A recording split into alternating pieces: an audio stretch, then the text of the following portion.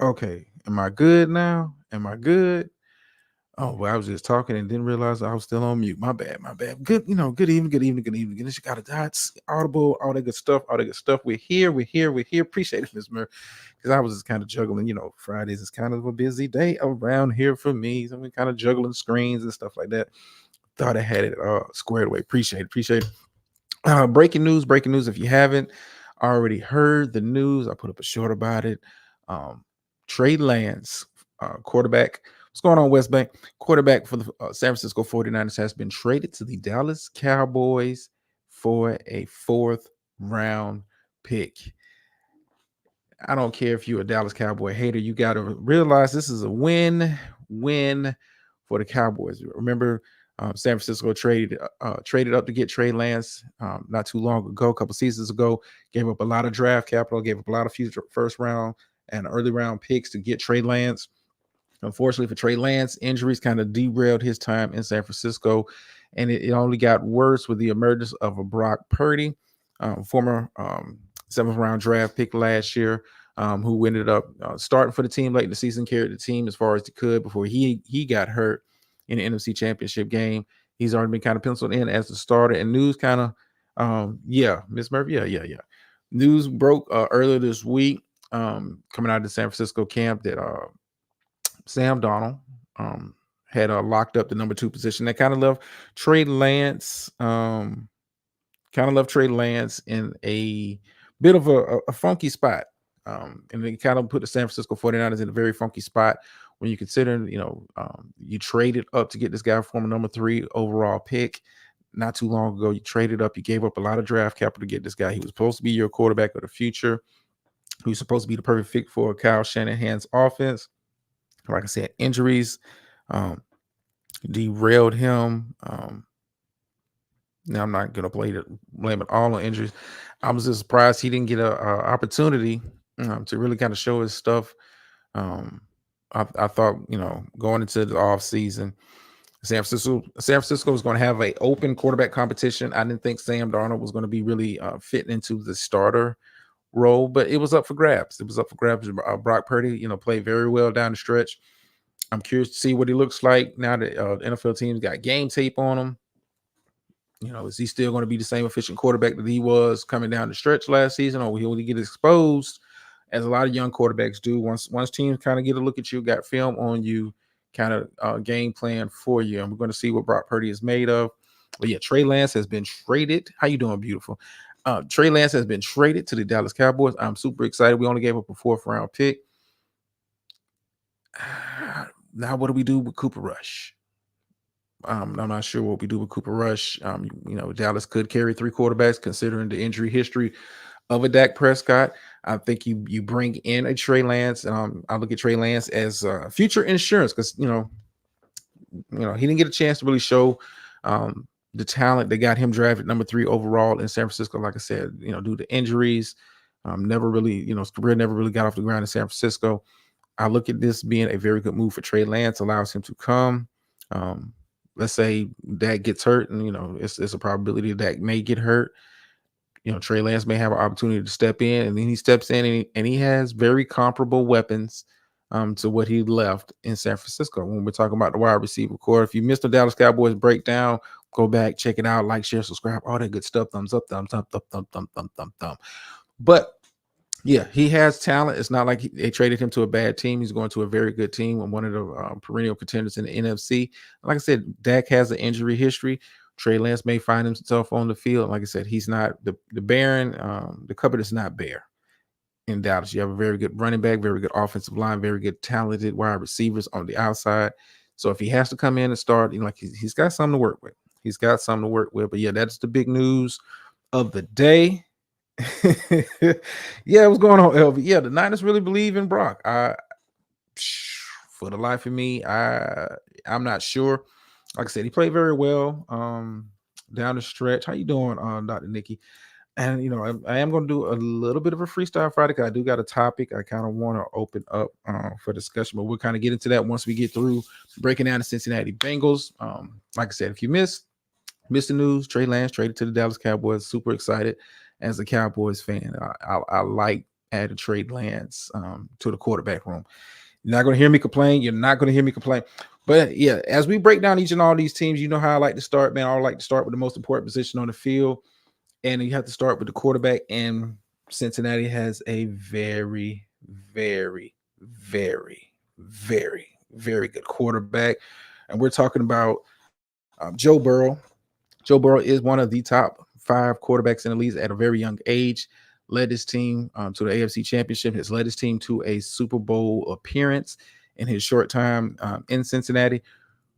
But the pressure is going to be on this season. Pressure is going to be on Trey, not Trey. Excuse me. I'm so focused on Trey Lance as a Cowboy fan. I'm sorry. I'm hyped up. I'm hyped up for that. I'm hyped up for that. But Joe Burrow, he's got a lot of questions coming into the season. One of the biggest questions I have with Joe Burrow is not talent. It's going to be health. He's kind of suffered this offseason with a quad injury. Is Joe Burrow going to be able to make it through the season? He does have a bit of an injury history since he's been in the NFL. When he's on the field and he's healthy and with the weapons that he has, you can't knock what you see from them. You can't knock what you see from them. Like I said, a very talented offense, and it begins and ends with Joe Burrow. Will he be able to hold up this entire season? Stay relatively injury free and lead this team deep into the playoffs. Cincinnati, if you miss my tier breakdown, hey, go back, check it out, like, share, subscribe, all that good stuff. If you miss my tier breakdown here, my tier 1 teams in the AFC, Cincinnati is one of them. If you been watching me this week, been following the show this week, I have Cincinnati as being one of my division winners. Obviously, one of my tier 1 teams. I could see Cincinnati making a deep run into the playoffs, but it begins and ends with Joe Burrow. And you got to have is some question marks coming into the season. Like I said, not necessarily with his talent, but we're talking about health and how motivated he's going to be to go out there and play through pain, considering that he's due for a contract. It's time to get paid. I'm thinking Justin Herbert reset the market with his deal. I think Joe Burrow has a very strong case to get a little bit more and reset the market at the quarterback position. But Cincinnati's history is let's keep it a buck. They are a little bit of a cheap team. They are a little bit of a cheap team. Now, when you look at the other skill positions, some of the best players in this conference in the NFL play on this offensive side of the ball. We're going to talk about the wide receiver core in a minute, but I like focus in on the running back position. Joe Mixon coming in this season for me is a more of a prove it type deal. He's more on a prove it type deal.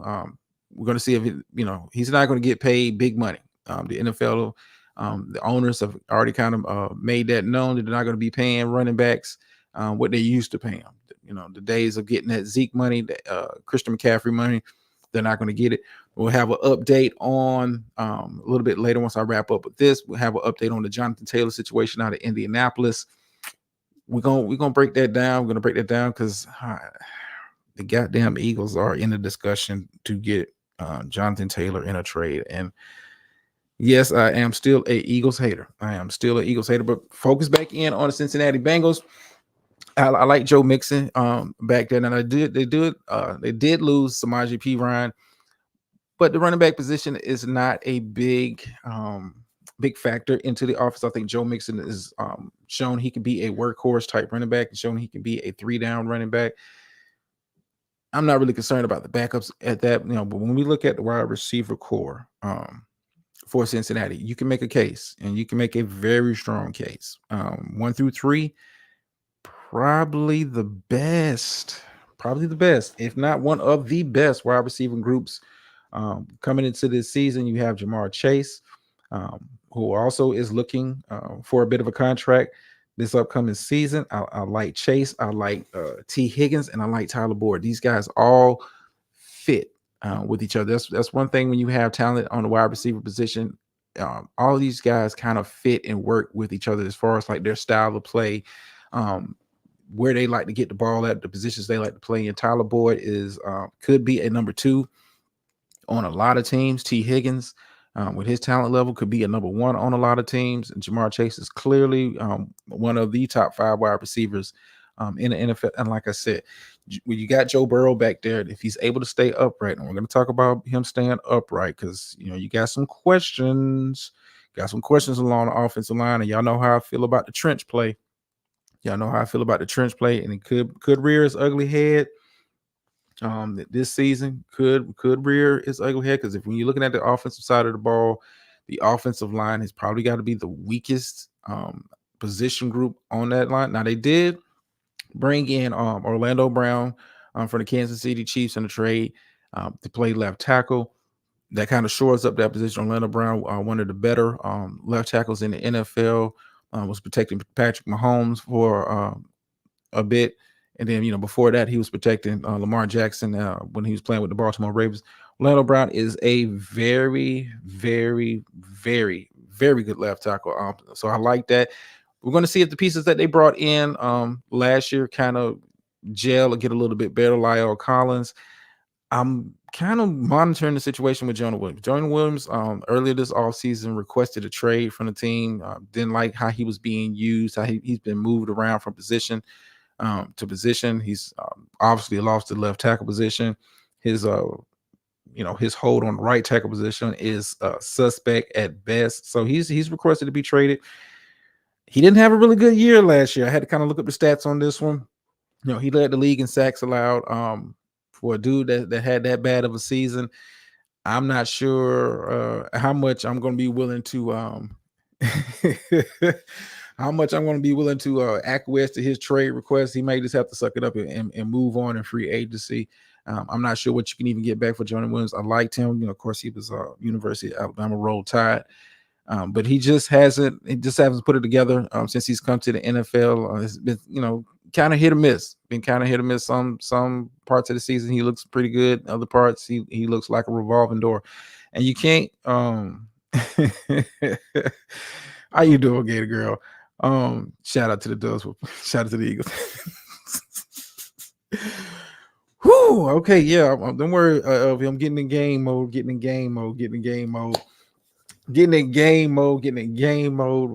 that a little bit later, but we're gonna kind of focus in over here in the corporate space. I like to kind of keep it clean as much as I can. But like I said, offense, I think this offense is going to be top 10. As long as Joe Burrow is able to stay up, I think this offensive line will play a little bit better than they did last year at times. They got kind of overwhelmed. This is part of the reason they lost in the playoffs. And it was, Joe Burrow. He's not a mobile quarterback. He can move, but that's really not his skill set. That's really not his cup of tea. To really kind of be getting out on the move. Now, when we look at the other side of the ball, Cincinnati, truth be told, if you didn't watch them last year, and I'm talking about the defensive side of the ball, really, I want to say from like the midpoint of the season, really towards the end of the season, even in the AFC Championship game, you're talking about a defense that didn't, get a lot of notoriety, wasn't, talked about as far as like one of the best defenses. And Cincinnati had one of the best defenses coming down the stretch last year. A lot of that has to do with their front seven. They spent a lot of capital over the past couple of years, free agency, draft, and bringing in guys, that can defend against the run and get after the quarterback without having to really blitz like that. The front seven is very loaded, and front seven is very deep. Probably the best player along that front seven. When I'm talking about the front four, it's got to be Trey Hendrickson. He doesn't get a lot of pub. He's not flashy. He doesn't put up gaudy numbers, but he just seems to make timely plays. When you watch the Cincinnati Bengals defense last year, Hendrickson was making very, very, very, very timely plays. Will they continue with that this season? I think they will. I think Cincinnati's defense is kind of built to kind of last this season. Now, the questions I have with the defense outside of the front seven, I do like Logan Wilson, middle linebacker. I do like him a lot. But the questions I have with the Cincinnati defense, and this may be a problem when we're talking about the back end of the defense, off both safeties, very talented safeties, to free agency, kind of let guys go. I thought They will move on from Bell. I was unsure if they were going to move on from Jesse Bates. Jesse Bates has been trying to get a long-term contract with the Cincinnati Bengals. It did not work out, and he ended up leaving. Who do you have, replacing them in the secondary? Kind of unproven guys that okay, but they're not that tandem. They're not that tandem.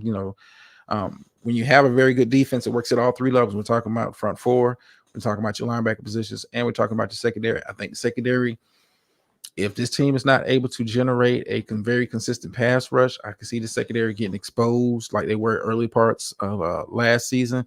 But we'll see. We'll see. I'm very high on Cincinnati, but the questions I have is going to be the back, the secondary for the defense, and can Joe Burrow stay healthy? He has shown a penchant for getting hurt since he come to the NFL, and it doesn't help that his offensive line has been for the better part of his career, very shitty. We saw that kind of get exposed in their Super Bowl loss. You kind of saw that last year when they lost in the AFC Championship. You know, very, very, it ain't the strongest unit. And like I said, they've invested into that side of the ball, invested into that, those positions along that offensive line. I think Orlando Brown is going to bring a level of stability to the left tackle position that they clearly haven't had. They've had kind of a swing rotation at the tackle position, but Orlando Brown is clearly one of the best left tackles in football. I think he'll be able to protect Joe Burrow's blind side and kind of keep him upright. The questions I have, some of the guys that they brought in the last couple of seasons, as far as free agency and the draft, can they come together and really make this team's offensive line can kind of keep Joe Burrow up? Joe Burrow has shown, hey, he can hang in there with the big dogs. This offense has shown, hey, we can score against anybody.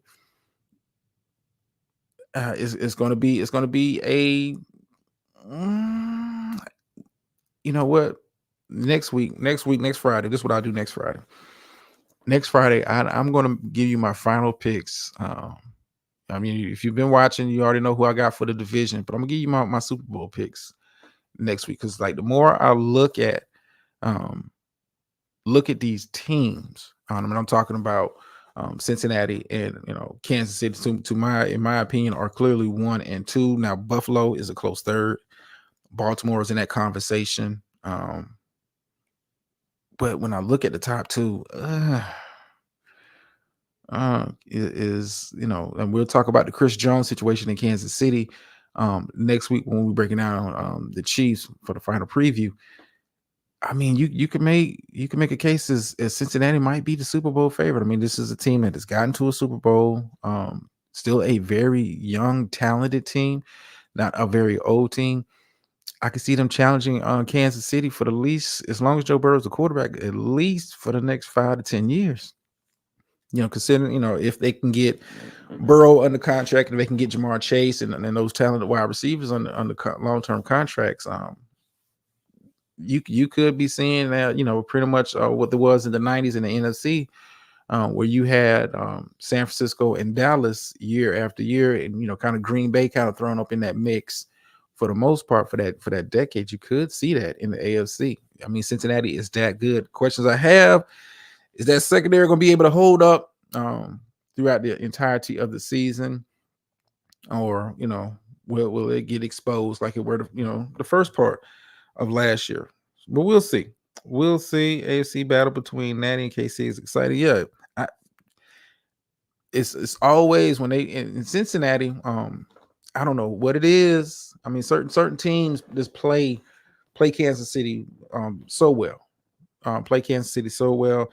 If it wasn't for, and I'm not going to blame the guy. If it wasn't for that late hit by, I want to say, was it Pratt? We could have had Cincinnati going back to the Super Bowl. I'm be honest with you. And, considering how well Cincinnati was playing down the stretch, I would have had Cincinnati's being my favorite in the Super Bowl. And that's not because I hate the Eagles. I do hate the Eagles, but not because of that. But I could have had Cincinnati as the favorite going into the Super Bowl if they'd have made it. I think right now is KC and Cincinnati, and everybody else is not far behind, but they're behind enough to where I don't see. I like Buffalo, but I don't see them as long-term serious challenge. Considering when you look at their roster, some of the players they have in positions, they're not young at a lot of positions, and they have older type older players at certain positions. Just like a lot of these teams in the AFC, they have young quarterbacks, but aging. Like we'll talk about the Chargers next week, young quarterback, older receivers. They tried to address that in the draft. We'll talk about that then. But Cincinnati and Kansas City are kind of set up. And I think Cincinnati, when you really look at their roster, breaking down, stop the Eagles hate.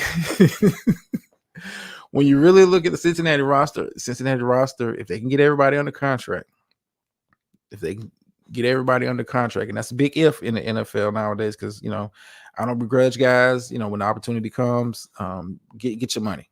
Get your money. I'm not one of them guys unless you're a quarterback. I think quarterback is the only position where guys need to be taking pay cuts to help the team sign guys. Every other position, in my opinion, get your bag. Quarterbacks, they're going to take care of them. Quarterbacks play longer, so they have more earning potential than any other position. So we'll see if they can keep everybody under contract. I think Cincinnati's set up for the long haul. Kansas City, I mean, Kelsey's getting a little bit up there in age. They do have some young wide receivers, but none of these guys kind of jump off the page. I do like the receivers, but none of these guys giving me Tyreek Hill vibes in his prime. None of these guys are giving me D-Hop vibes in their prime, but we'll talk about their receiving group because I think they did a very good job as addressing wide receiver position in Kansas City, but we'll talk about them next week. Now, before we kind of get into the Freestyle Friday part of the show, I don't know, did I drop the link? I'll drop the link for anybody that wants to come up, get a spiel or whatever. If not, these shows they don't last too long. But before I kind of get into the Freestyle Friday part of the show, I do want to give you an update on the Jonathan Taylor situation. Like I said earlier in the show, the Indianapolis Colts gave his agent permission to seek a trade, and two teams have kind of jumped out ahead of everybody in a quote unquote sweepstakes for Jonathan Taylor. Jonathan Taylor is you can make an argument for the best overall back when healthy. You can make a very strong argument for him being the best overall running back when he's healthy. He's very good at running, very good at pass catching. He's got a lot of touches, got a little bit of miles on his wheels. If you've been keeping track of the Colts situation, he's not happy with his contract situation. Team is not offering him any long-term money. And with the comments by the owner, pretty much like saying, it is what it is. You get what we give you. I don't begrudge the guy for getting a trade. Hey, this is the NFL. It's a business. It is a business. Don't be one of them running backs where they run you into the ground, and then when it's time for you to get paid and you are used up. See, this is how the NFL, kind of works with the running back market. And I saw somebody do a quote of this on Twitter. Miss Murphy, I'm still trying to learn that stuff. I'm still trying to learn it. But I saw this quote on Twitter that said running back, how they do it is they draft a running back, run him to death during his initial contract. And if if his asking price is a little too rich and they don't feel like he's got enough, hey, we'll draft a running back. Running back tends to be one of the positions. I wouldn't say it's devalued. Because if you can have a good running back, your team can be successful. You can have some modicum of success. But the NFL, they don't really focus in on the running backs. You don't really see running backs in the ads anymore. I mean, it's all about the glamour positions, the wide receivers getting the notoriety now. Quarterbacks have always got notoriety. Running backs, a lot of teams just, hey, we'll just go by committee. And you're seeing guys that put up monster years or contribute a great deal to a team's success, and teams are just not rewarding them. You can talk about Jonathan Taylor's situation. You can also look at Austin Eckler's situation out there with the Chargers. I think the running back position is just not being respected like he used to. Yeah, running backs are disposable set. I mean, I watched, my Cowboys. I watched Cowboys, run DeMarco Murray ass into the ground. I can remember watching Jamal Anderson, formerly of the Atlanta Falcons, get run into the ground. I mean, Zeke to a degree, got run into the ground. I mean, and these running backs, if you have an opportunity to get paid, get paid. These teams is just, how many teams when you really break down the NFL, how many teams have feature backs? I mean, Philadelphia, since we're talking about them, let Miles Sanders go and replace him with four other guys, all for the same amount of money they were going to pay Miles Sanders. I mean, that it goes to show you how much they really value the running back position.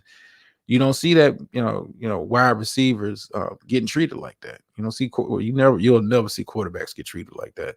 But you don't see any other positions getting treated like that, like you're disposable. Even on the defensive side of the ball, you don't see the positions getting treated like that. Running back is just different. Now, back to Jonathan Taylor. Two teams that are in the running. Philadelphia Eagles, boo, boo, boo, boo, all motherfucking day, and the Miami Dolphins. Now, when I break down the Dolphins roster, I do like, when I did their breakdown. If you missed it, go check it out. I did like the running back room. I did like, the combination of Raheem Mostert and the backups that they have there. But if you can bring in a Jonathan Taylor, I can just imagine the running lanes that this guy would have, because teams still have to respect the wide receivers. You can't drop your safeties into the box with Tyreek Hill and Jalen Waddle on the outside. You cannot. You're asking to get exploited. And I think, Miami's got a good enough offensive line, to make that work. I think if I'm Jonathan Taylor, if I'm trying to get my numbers, trying to get my stats, Miami is a better fit. Now, if I'm just trying to be part of a winning organization, clearly Philadelphia is ahead in that department. The combination of maybe him and Jalen Hurts, the RPO game, the play action they like to do with the Philadelphia offense. And, nothing against A.J. Brown and Devontae Smith. I like the wide receivers for the Philadelphia Eagles, but they're not Tyreek and Jalen when I'm talking about big play over the top potential. So if I'm Jonathan Taylor, if I want my numbers, I'm looking at Miami. If I'm trying to win, if I'm all about winning Super Bowls, I'm going to Philly. And not to say that Miami is not in position this upcoming season to make some noise, get into the playoffs and make some noise. You caught my preview, you know how I feel about them. But Philadelphia is, a situation. Hey, it's coming in. It's no pressure. You come into a organization. I hate. Trust me, I hate talking about the Philadelphia Eagles in such glowing terms, but that is a Super Bowl winning atmosphere around there. That is, can't lie about it. Can't. I know, they ain't the boys. They ain't the boys, but they got a winning organization, winning mindset around there. So if I'm Jonathan Taylor, if I'm trying to win, I'm going to Philly. Now the question I have with the Colts, with a rookie quarterback, with a guy that would fit very well, and this is why I was kind of high on the Colts coming into the season. I think it was going to be promising until the Jonathan Taylor situation kind of spiraled out of control. You have a very athletic quarterback who needs reps, who needs stuff to be made simpler. And typically when you have rookie quarterbacks starting in the NFL, they typically don't have back.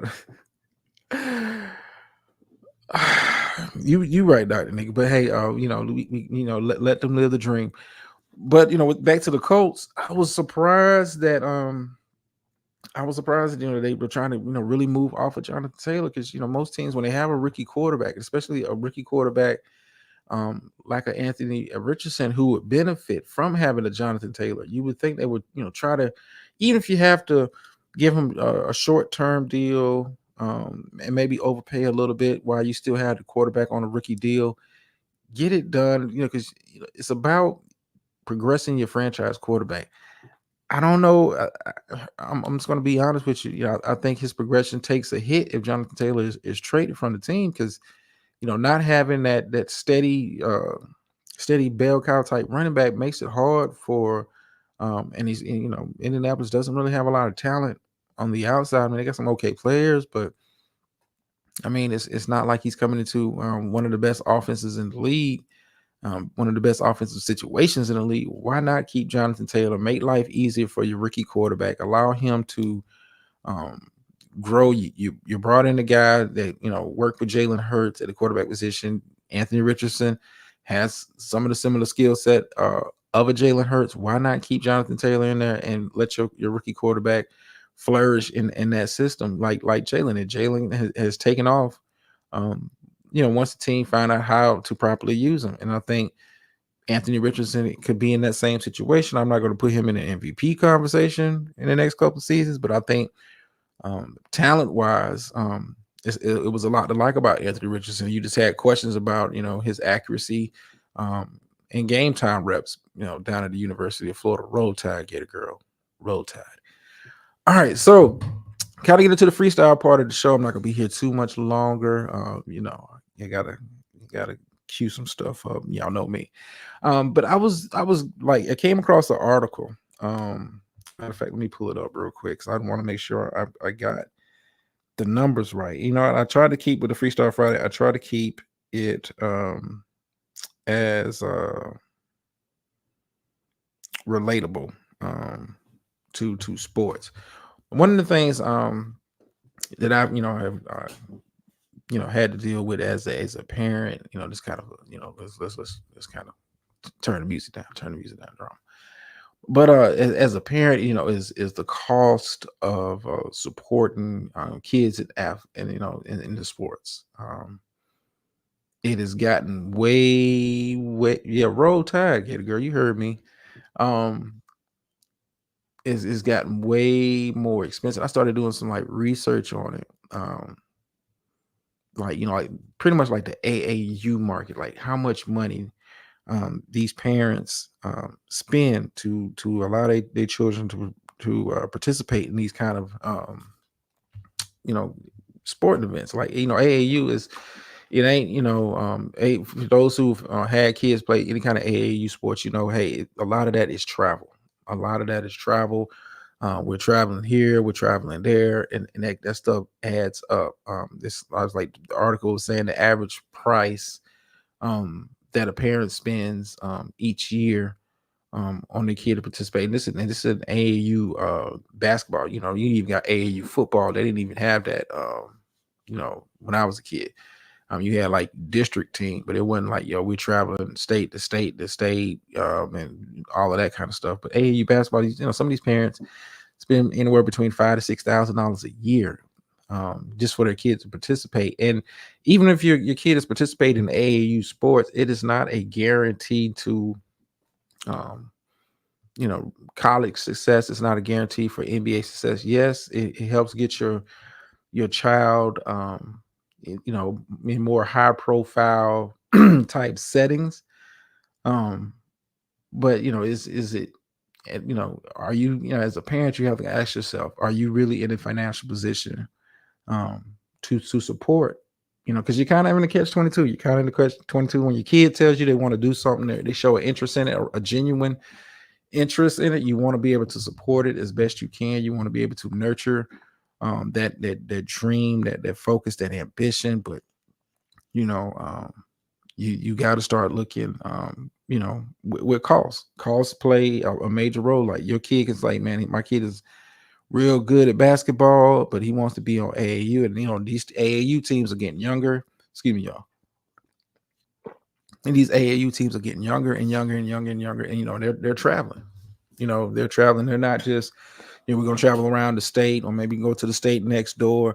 Like we're traveling cross country. We're traveling for tournaments. You're talking about hotel fees stacking up. They're not staying in like crappy days inns or like I almost said something, but yeah. They're not staying in like crappy hotels. You're talking about traveling. I mean, it's a lot. It's a lot because the kids are traveling. You're paying for them. You're not getting a discount for them.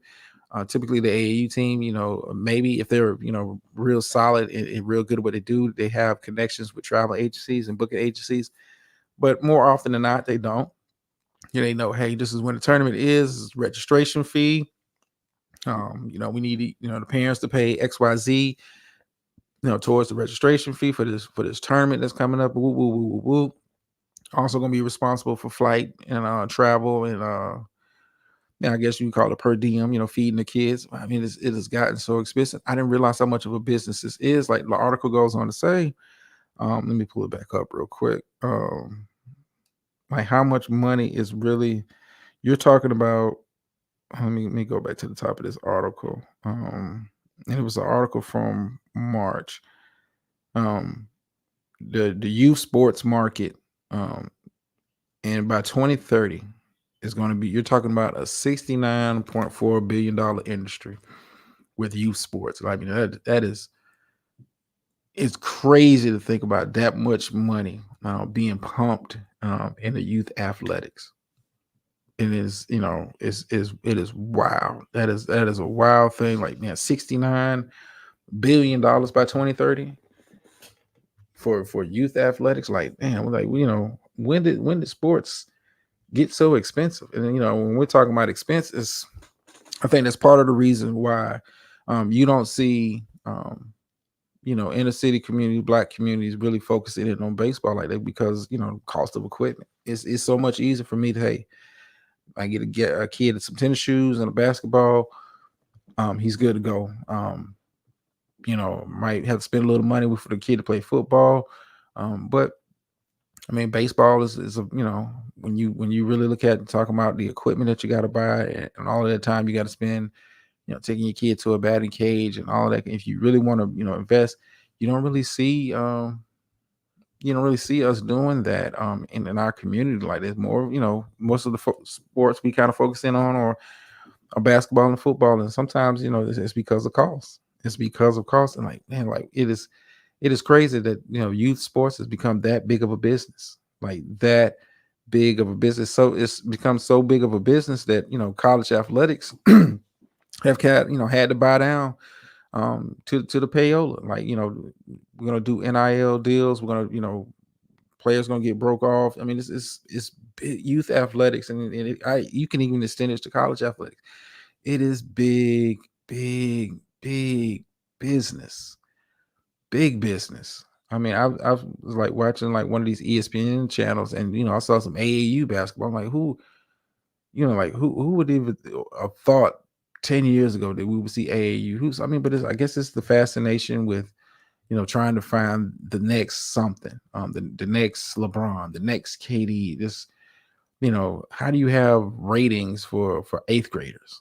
Nationwide ratings for eighth grade. Like it is crazy. Like when you start really getting into it and diving into it, like the the madness behind it is like, wow, this is crazy.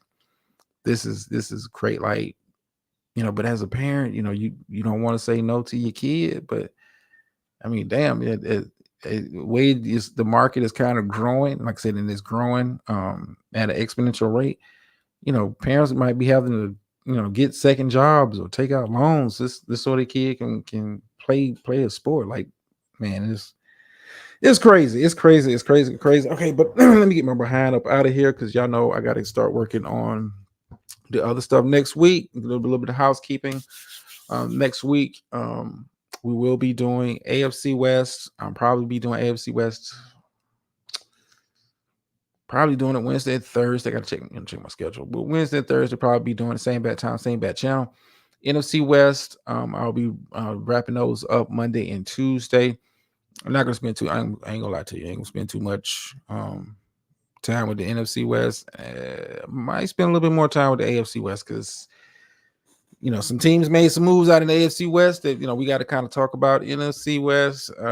I mean, how much time can I really spend on the Rams and the Cardinals for this upcoming season? Not much, not much. And I'm not gonna force it. I'm not gonna force it. But if you missed it, breaking news of the day: Trey Lance has been traded to the Dallas Cowboys for a 4th round pick. We them boys. We them boys. We will always be them boys. And just keep hating. Just keep hating. But anyway, let me kind of get my behind up out of here because I got to start prepping. Housekeeping, of course. Well, next week I got that. The week after, you probably won't get. I ain't gonna lie, brother be out and about. You could do the Rams and Cards in one video for about 5 minutes. Yeah, I was like, what I'm gonna do to kind of make it, can I make it even, kind of, stretch the work? They like to say, stretch the content. I might just do Seahawks and Rams on Monday, and then 49ers and Cardinals on Tuesday to kind of stretch out the work. I mean, it's I ain't gonna lie to you. That's why I kind of waited. The dude NFC West, I mean, I could really just did it in like a 20-minute video. I clearly got the 49ers being the best team in that division. But the AFC West, you kid, I got it. Kansas City is my lead dog, but I like I like some of the moves the Chargers made. I like some of the moves that the Broncos made, namely bringing in Sean Payton. And I like some of the moves the Raiders. I think Jimmy Garoppolo, if he can stay healthy, he's got weapons out there, you know, got weapons, but what kind of, ain't gonna make no difference. Yeah, girl, we not doing the hate this year. We're gonna go into this new season. We're not gonna be doing the Cowboy hate. It would not be allowed. It would not be allowed, would not be tolerated. Just be like Miss Murphy, just laugh. You don't have to talk about them boys. Like, I know you wanna, you know what? Next Friday, I'll have the bandwagon application for all you Cowboys fans, undercover fans. We can stay away from a homeboy, Gerald. Stick with the code. But I like Trey Lance going to the Cowboys. I was going to kind of end off the show with that. I like Trey Lance going to the Cowboys. We only gave up a 4th round pick. That gets hurt. Let's keep it a buck. Trey Lance has an opportunity to make some noise. But anyway, let me kind of get my behind up out of here, because y'all know I'm stretching the work. As always, like, share, subscribe, thumbs up, thumbs down, leave comments, all that good stuff. Like I said, next week we wrapping up the previews. Week after, bit of a hiatus. I'm just gonna kind of sit back and soak in some games, and may throw up a short here or there, but nothing too serious. And then we'll be back after that. We'll be back, pretty much after Labor Day. Kind of rolls around after that. We be back to grinding, Bro, brother needs some time off. I be working. I be working. It's always, let me hit y'all for the phrase that pays over here. Sometimes you win, sometimes you lose, but every time you learn. And I'm out.